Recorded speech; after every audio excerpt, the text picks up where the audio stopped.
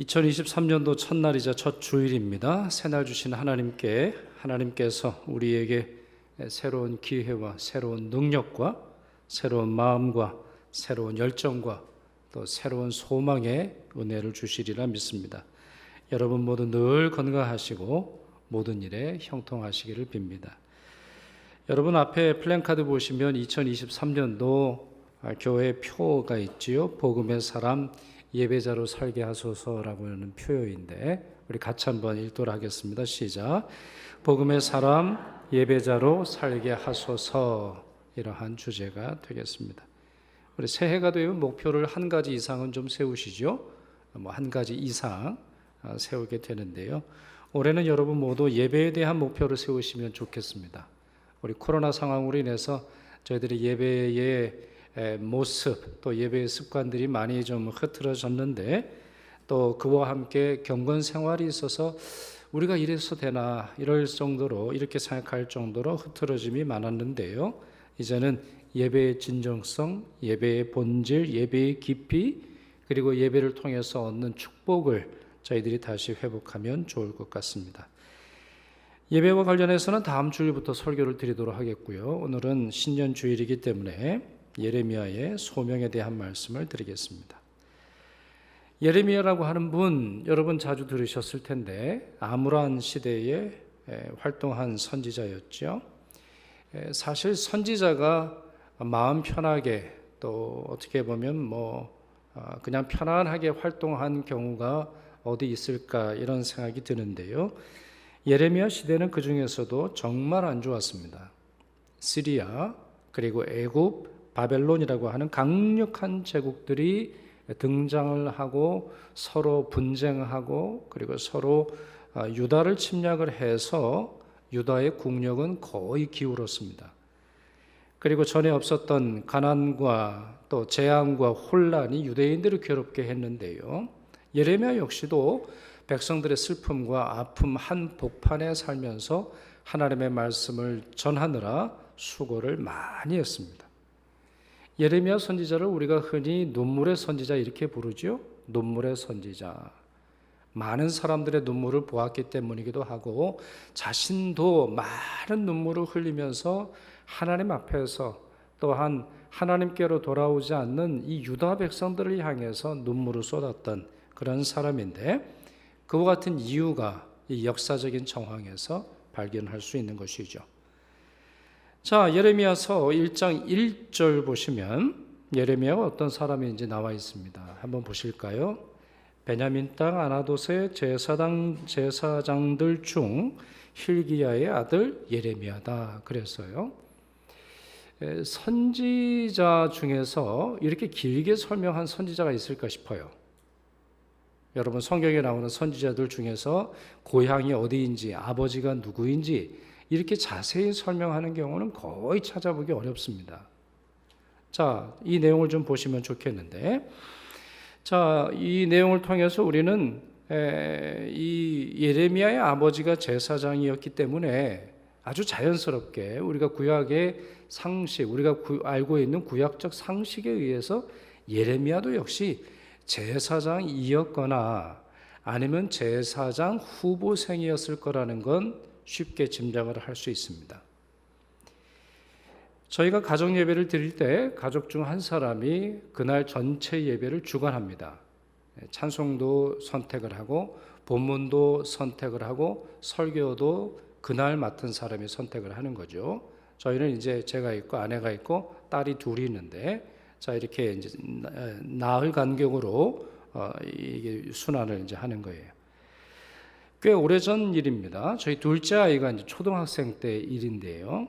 아니 이 아이가 하루는 웃긴 행동을 해요. 어떤 행동을 하냐면 제 목사 가운을 입고 온 거예요.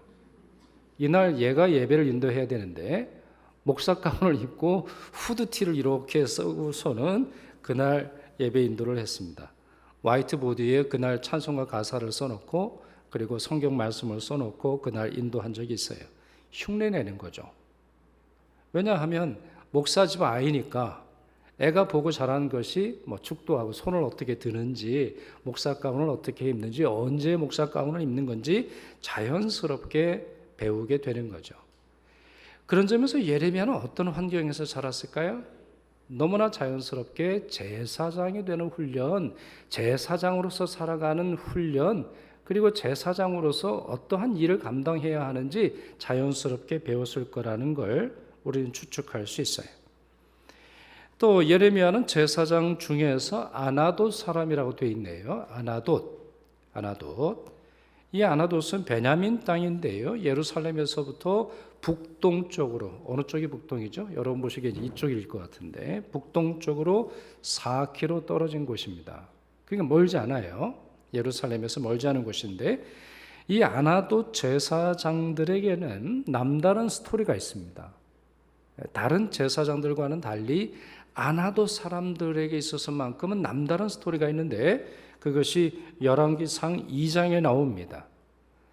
당시 어떤 일이 있었냐면 솔로몬 왕이 계승 과정 중에서 많은 사람들이 솔로몬을 선택한 것이 아니라 아도니아라고 하는 다윗의 아들 편에 섰습니다. 그 아도니아 편에 섰던 사람 중에 하나가 아비아달입니다. 이 아비아달은 다윗 시대에 여러 제사장들 중에서 아주 존경받는 인물이었었고 제사장들 중에서도 리더에 속한 사람이죠.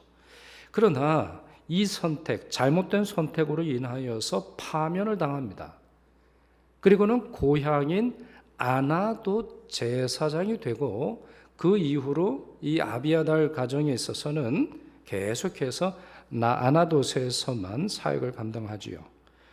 그러니 어떻게 보면 좌천된 것인데요. 이때로부터 이 집안은 중심부에 서지 못해요. 유다의 변방, 이스라엘의 변방, 변두리를 맡는 그러한 쪼그라든 제사장 가문이 되고 말지요. 그런데 어느 날 하나님은 예레미야를 부르셨습니다. 오늘 본문 5절에 나오죠. 아주 유명한 구절 아닙니까? 우리 같이 읽도록 하겠습니다. 내가 너를 모태에 짓기 전에 너를 알았고 내가 배에서 나오기 전에 너를 성별하였고 너를 여러 나라의 선지자로 세웠노라 했어요. 여러분을 하나님이 일꾼 부르실 때 당연히 우리 마음속에 기쁨이 있겠죠. 하나님이 나를 일꾼으로 세워주셨습니다. 하나님이 나를 필요로 하십니다. 하나님이 나에게 사명을 주십니다. 우리가 이와 같은 것을 알고 이와 같은 것을 받아들일 때 이것을 복된 것으로, 축복된 것으로 여깁니다. 그러나 예레미야는 슬퍼했지요. 6절 보세요. 내가 이르되 슬프도소이다. 주 여호와여 보소서 나는 아이라 말할 줄을 알지 못하나이다 하니 그랬습니다. 슬퍼하며 거절했습니다. 자, 이와 같은 이유 그럴 만합니다. 거절할 만합니다. 거절할 만한 이유가 예레미야로는 많았습니다. 자, 이 말씀을 통해서 우리가 추적해 볼 수 있는데 이미 말씀드린 대로 예레미야는 제사장이었습니다. 제사장 아버지에서 태어났고 그리고 할아버지 또 증조 할아버지, 고조 할아버지 집안 자체가 제사장 집안입니다. 그러니 어렸을 때부터 자연스럽게 배우고 의식적으로 내가 앞으로 이렇게 살아야 되겠구나 생각했던 건 제사장입니다. 선지자가 아닙니다. 어쩌면 한 번도 선지자가 되고자 하는 마음이 없었을 것이고 선지자가 어떻게 해야 하는지도 잘 몰랐을 겁니다. 이 시대 속에서는 이 시대는 거짓된 선지자들이 많이 나왔습니다. 그래서 자기가 선지자인 양 행동을 하면서 하나님의 잘못된 메시지를 전하고 자기 말을 전하면서도 하나님의 메시지라고 말하던 시대에 그러니 선지자는 존경받는 그러한 사람도 아니었고 존경받는 선지자는 핍박과 고난과 어려움 속에서 있었죠. 그러니 예레미야의 마음속에 있어서는 선지자가 된다라고 하는 것은 꿈에 꾸지도 않았을 거예요. 그리고 여러분 제사장과 선지자는 하는 역할이 굉장히 다릅니다. 제사장은 주로 정해진 원칙에 따라서 일합니다. 조직적이고 체계적이고 집단적입니다.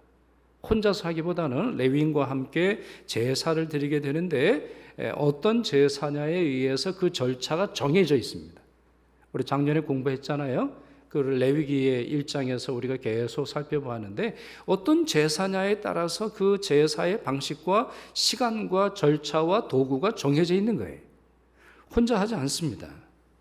요일에 따라서 하루의 시간에 따라서 제사장과 레위인들이 할 일을 정해져 있어요. 그러나 선지자는 완전히 다릅니다. 선지자가 하는 역할은 와일드합니다. 바람 같습니다. 불규칙적입니다. 그리고는 외롭습니다. 죄를 폭로하고 민족의 불행한 운명을 예언해야 합니다. 행복보다는 불행에 대한 메시지가 주를 이루고 있죠. 게다가 어린 나이의 선지자라면, 선지자가 나이가 어리다라고 할 때는 무시받을 가능성이 매우 높습니다. 그나마 선지자들 중에서는 나이가 지긋하고 인생을 살아보고 하나님의 말씀을 오랫동안 연구했다면 그래도 많은 사람들이 존경하고 그 앞에서 머리를 숙일 만한데, 나이 어린 선지자가 하나님의 메시지를 들고 심판을 전할 때 많은 사람들은 무시할 만한 가능성이 매우 높아요. 디모데전서 4장 12절 보시면 바울도 디모데에게 뭐라고 조언하냐면, 누구든지 내 연소함을 업신여기지 못하게 하라, 이렇게 권면을 했어요. 그러니까 사람들이 무시한다는 거예요. 사람들이 나이 어린 목사, 나이 어린 전도사, 나이 어린 장로, 나이 어린 집사를 무시하게 된다는 거예요. 이게 사람들의 일반적인 마음이다 보니, 이것이 사람들이 갖고 있는 문화이다 보니 예레미야 입장에서는 너무 부담이 되는 것이 사실이죠. 이때의 나이가 정확하게 몇 살인지는 모릅니다. 그러나 우리 추측하건대 나는 아이다라고 하는 말은 10대다 이런 뜻으로 우리가 해석을 할 수 있는데, 어린 나이에 속한 것이죠. 게다가 결정적인 감 보시겠어요? 이 예레미야가 겁을 덜컥 먹고 슬퍼할 만한 결정적인 이유가 있어요. 자, 그것이 5절 하반절에 나옵니다. 같이 읽을까요? 너를 여러 나라의 선지자로 세웠노라, 이렇게 말씀하셨어요. 자, 여러분, 여러분에게 하시는 말씀처럼 읽어보셨나요? 이 말씀을 지금 예레미야에게 한 말씀이 아니라 여러분에게 하신 말씀으로 한번 읽어보세요. 여러분의 아이를 향해서, 여러분의 자녀를 향해서 주신 말씀으로 한번 읽어보세요. 아니, 선지자라고 할 때도 겁이 덜컥 나는 그러한 단어인데 어떤 선지자로 되어 있어요? 본문에? 유대의 선지자도 힘든 판에 여러 나라의 선지자라고 했어요. 여러 나라의 선지자. 한 지역의 선지자가 아니에요. 한 공동체의 선지자가 아니에요. 한 교회의 선지자가 아니에요. 한 몇 사람들의 100명이나 200명에 속한 사람들의 선지자가 아니에요. 여러 나라들의 열방의 선지자가 되리라, 이렇게 말씀하셨다는 거죠.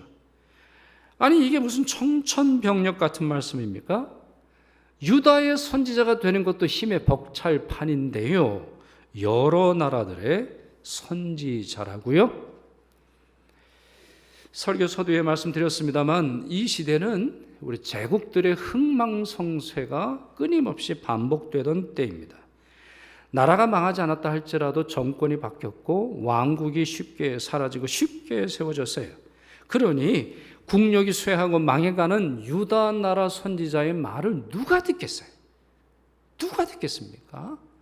그러니 이건 누가 봐도 정말 무모한 행동일 뿐만 아니라 무모한 비전이라고 볼 수 있어요. 아니, 뭐 그렇든 저렇든 뭐 열국의 선지자도 좋고, 아니면은 내가 제사장으로 살아서 전혀 준비가 되어 있지 않지만 선지자 사는 건 좋은데 아주 본질적인 물음이 있잖아요. 여러분, 그렇지 않아요? 우리가 잘 쓰는 말이에요. 그리고 우리가 쉽게 내뱉는 말이에요. 아니, 내가 언제 여러 나라의 선지자가 되고 싶다고 했습니까? 그냥 내 성격대로 살면 안 되나요? 그냥 조용히 지내면 안 됩니까? 그냥 내 기질대로, 내 성격대로, 내 마음대로 그냥 조용히 저희 지내면 안 되나요? 그것도 아니면 적어도 나에게 하나님 물어보셔야 되는 거 아니에요? 나에게 물어보시면서 내가 너에게 오늘은 유대의 선지자가 되게 할 거고, 그 다음에는 시리아의 선지자가 되게 할 거고, 그 다음에는 열국의 선지자가 되게 할 텐데 너 괜찮겠니? 이렇게 물어보셔야 되는 거 아니냐고 하나님께 항변하는 것이 우리의 대부분의 모습이 아니냐는 말입니다. 그러나 슬퍼하든 두려워하든 예레미야 입장에서 이 비전, 하나님의 소명이 얼토당토하지 않건 간에 하나님의 입장에서는 예레미야에게 소망을 주셨고, 또 예레미야에게 있어서 그 소명을 받아들여야 할 만한 강력한 이유가 있었습니다. 예레미야 입장에서는 항변하는 이유가 있습니다만, 하나님의 입장에서는 예레미야를 선택하신 이유가 있어요. 달리 말해서 예레미야가 거절할 이유가 있었던 것처럼 하나님께서도 예레미야에게 열국의 선지자가 되라고 하는 소명을 주실 이유가 있었다는 말이죠. 여러분, 그 대답을 찾기 위해서 다시 5절을 읽어보도록 하겠습니다. 5절 같이 읽습니다. 내가 너를 모태에 짓기 전에 너를 알았고, 내가 배에서 나오기 전에 너를 성별하였고, 너를 여러 나라의 선지자로 세웠노라 그랬어요. 자, 제가 설교 중에 우리 잘 여러분하고 보는 시각인데, 여러분 동사가 어떻게 되어 있죠? 동사의 시제가 어떻게 되어 있어요? 너를 알 것이며 너를 성별할 것이며 선지자로 세울 것이다, 이렇게 말하나요? 아니에요. 완료형으로 되어 있어요. 과거형으로 되어 있어요. 이미 아셨어요. 이미 세우셨어요. 이미 성별하셔서 이미 예레미야의 의식 속에는 없다 할지라도 하나님께서는 예레미야가 탄생하기 전부터 준비를 해두셨어요. 쉽게 말해서 하나님에게는 이런 표현이 적합한 표현은 아닙니다만, 하나님에게는 자신이 있으셨어요. 이 예레미야는 이 일을 감당할 만한 능력이 있다고 하는 사실을 하나님이 확인해 주셨어요. 하나님은 분명히 말씀하세요. 내가 알았고 내가 성별했고 내가 세웠노라. 언제요? 엄마가 임신하기 전부터 하나님께서 이렇게 하셨다라는 거예요. 그런데 예레미야 입장에서 몰랐단 말입니까? 네, 몰랐단 말입니다. 자기 자신이 얼마나 위대한 선지자감인지, 자신 앞에 놓여져 있는 이 위대한 사명을 모르고 살기는 했어도 하나님은 준비하고 계셨습니다.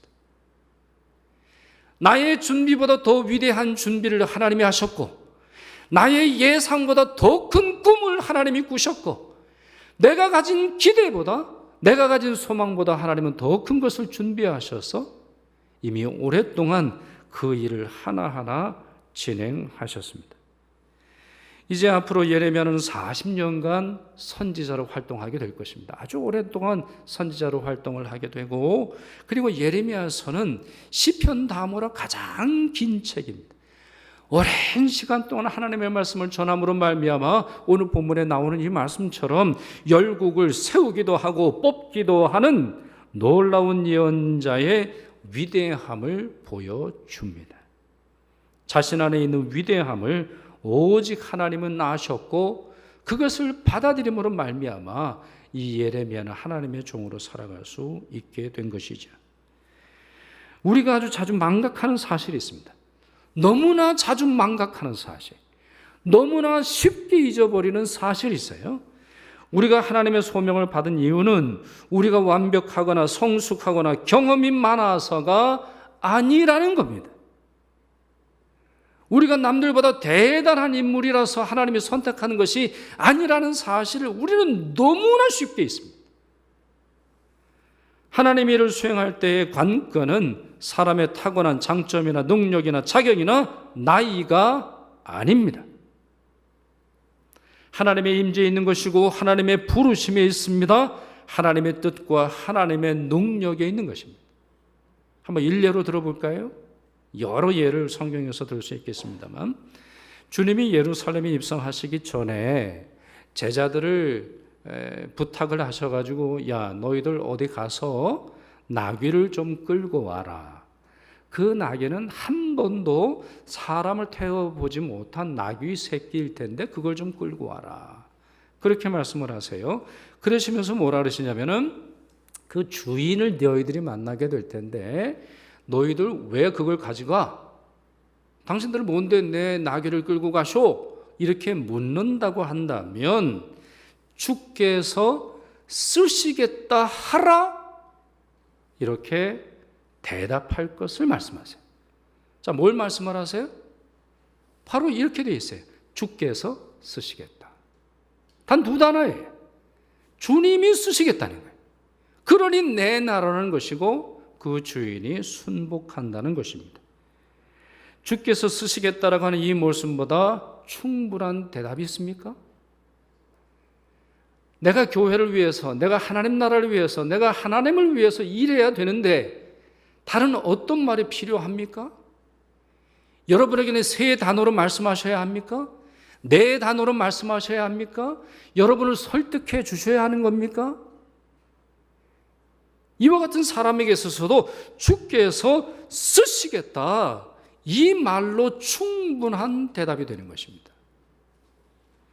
예레미야를 부르시는 하나님은 그에게 말의 권능을 주셨습니다.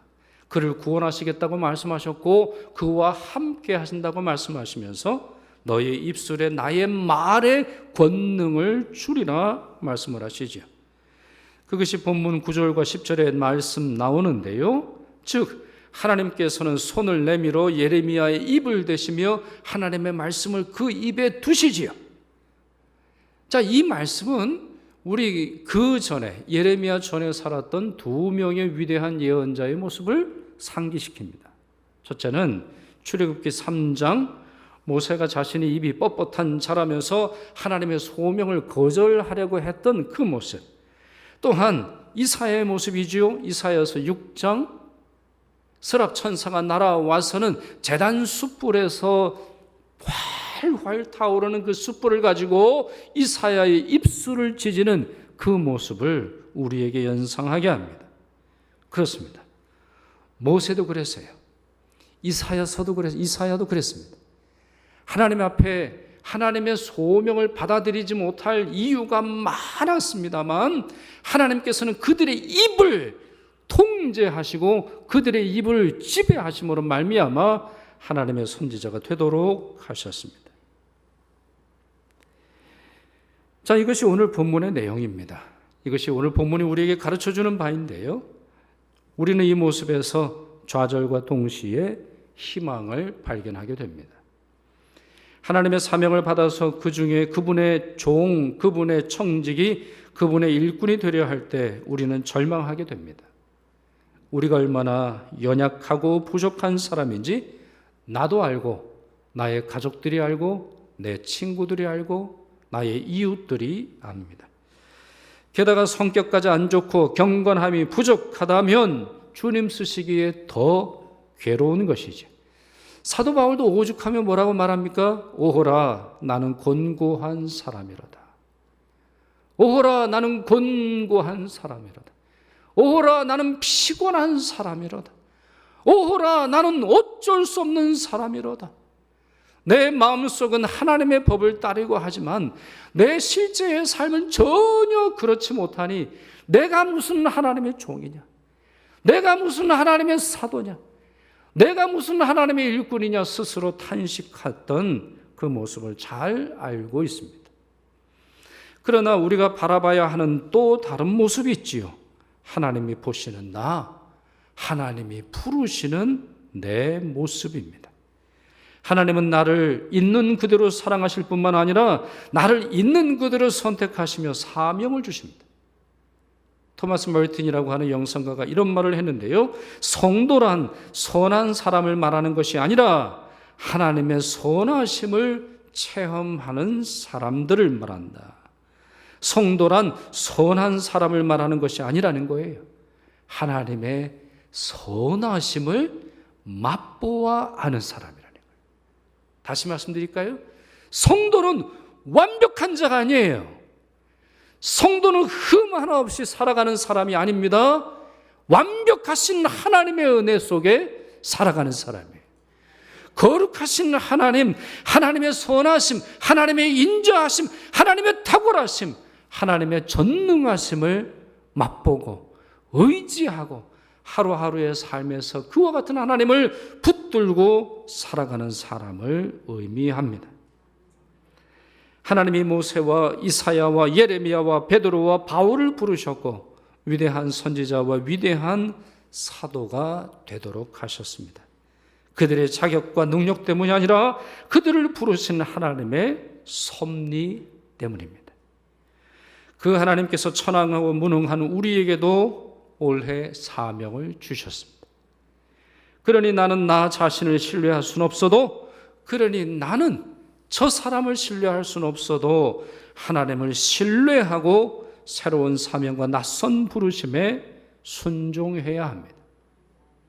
많은 경우, 어쩌면 모든 경우 예레미야처럼 하나님은 더 크고 위대한 일로 우리를 부르십니다. 하나님의 계획은 우리의 생각보다 훨씬 높고 하나님의 비전은 우리의 것보다 훨씬 강력합니다. 우리는 아직도 우리 안에 있는 위대함을 알지 못하고 그저 우리가 생각하는 내가 아는 나의 집중함으로 말미암아 하나님의 위대함에 참여하지 못하고 있습니다. 주님은 물고기 잡던 베드로를 사람 낚는 어부로 부르시지 않으셨나요? 이제 기껏해야 예수 그리스도의 부활을 경험한 제자들에게 모든 민족을 제자로 삼으라, 모든 민족을 제자로 삼으라 주님이 말씀하지 않으셨습니까? 그리고 승천하시면서 이렇게 말씀하셨죠. 오직 성령이 너희에게 임하시면 너희가 권능을 받고 예루살렘과 온 유대와 사마리아와 어디까지요? 땅끝까지 이르러 내 증인이 되리라.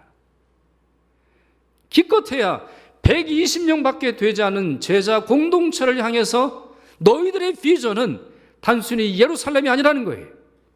유대만이 아니라는 겁니다. 사마리아만이 아니라는 거예요. 땅끝까지 이르러서 내 증인이 되라 말씀하고 계십니다. 하나님의 비전은 위대합니다. 비록 우리 자신은 위대하지 않다 할지라도 하나님과 함께하는 우리의 삶 속에 위대함이 있습니다. 그러니 기억하십시오. 여러분은 위대한 사람들입니다. 그리고 함께 예배하는 우리 성도들, 함께 예배하는 우리 교인들은 위대한 사람들입니다. 우리 옆에 있는 교인들을 향해서 한번 인사하세요. 아이고 죄송합니다. 제가 몰라봤습니다. 한번 인사하세요. 아이고 죄송합니다. 우리 장로님, 권사님, 집사님 대단한 분이라는 걸 제가 몰라보고 그냥 제가 함부로 대하고 살았습니다. 여러분은 위대한 분들이, 예레미야를 위대하게 사용하신 것처럼 여러분도 위대하게 사용하실 줄 믿습니다. 자, 이제 말씀을 맺지요. 이제 2023년도가 시작이 되었습니다. 어떤 날들이 기다리고 있을지 기대하시길 바랍니다. 자신에 대해서는 늘 겸손하십시오. 그러나 하나님의 역사에 있어서는 탁월함과 광대함과 세계적 비전을 가지시기를 바랍니다. 하나님의 비전을 함께 꿈꾸며 가장 위대한 비전을 가지고 나아가십시오. 하나님께서 친히 권능으로 함께 하시며 우리에게 주신 사명을 우리가 완수할 때까지 도우실 것입니다. 이제 재직 임명 기도 드리도록 하겠습니다. 주님 부르심을 받은 응암교회 재직들 한번 그 자리에서 일어서 주시기를 바랍니다. 오늘 여러분들 주보에 응암교회 봉사자 명단이 나갔을 거예요. 자, 이 명단에 이름이 올라와 있는 분들은 모두 그 자리에서 일어서 주시기를 바랍니다. 우리 재직들, 찬양대원들, 그리고 교사들, 비롯한 봉사자들 함께 일어서시지요. 물론 우리 이 책자에 들어가지 않은 많은 분들도 있어서 주님 앞에 수고하고 헌신하고 계시죠. 또 구역장들 함께 일어나시면 좋겠는데, 여러분들이 하나님의 은혜 가운데서 선택받아 오늘부터 일하시게 되지요. 고린도전서 4장 1절 2절 말씀에 따르면 이렇게 되어 있는데요. 사람이 마땅히 우리를 그리스도의 일꾼이요 하나님의 비밀을 맡은 자로 여길지어다. 그리고 맡은 자들에게 구할 것은 충성이니라. 맡은 자들에게 구할 것은 충성이라고 했습니다. 이 말씀처럼 충성스러운 일꾼으로 주님을 섬기시길 바라고 교회를 섬기시길 바라고 하나님 나라를 섬기심으로 말미암아 주님의 칭찬 들으시길 바랍니다. 기도하겠습니다. 교회를 세우시고 일꾼을 부르시는 하나님, 감사와 찬양을 올려드립니다. 올해 많은 재직들과 봉사자들에게 응암교회 행정과 사역과 예배를 맡겨주시니 감사드립니다. 저들을 통해 그리스도의 몸인 우리 교회가 더욱 성령에 충만한 교회, 성결한 교회, 성숙한 교회, 성령의 열매가 풍성한 교회 되도록 이끌어 주옵소서. 또한 함께 모일 때나 세상에 흩어졌을 때나 기쁨과 화평과 복음이 가득하도록 도와주옵소서. 우리의 기도를 들으시는 하나님 간절히 구합니다. 저희들 모두 봉사와 섬김의 직분을 받아 싸우니 기도와 열심으로 주님과 성도들을 섬기게 하옵소서. 좌로나 우로나 치우치지 말고 진리를 따르게 하옵시며 자비와 긍휼을 실천하게 하옵소서. 또한 제자들의 발을 씻으사 서로 사랑하며 서로 용납하라 명령하셔 싸우니 저희들 모두 사랑 안에서 참된 것을 하여 교회의 머리가 되시는 그리스도 따르게 하옵소서. 위로와 능력의 하나님, 저들을 복되게 하시옵소서. 저들이 교회의 직분자로 살아갈 때에 힘겹고 어려운 일들을 많이 감당해야 하오니 건강하게 하옵시고 담대하게 하옵시고 인내를 가르쳐 주옵소서. 저들의 입술에 권능을 허락하옵시고 저들이 하는 모든 일들을 통하여 성령이여 역사하여 주옵소서. 저들이 시간과 물질과 재능을 들여 교회를 섬기려 하오니 주님께서 저들의 사업과 가정에도 평안과 윤택함을 허락하여 주옵소서. 사랑과 섬김의 모범이 되시는 우리 주 예수 그리스도 이름으로 기도드리옵나이다. 아멘.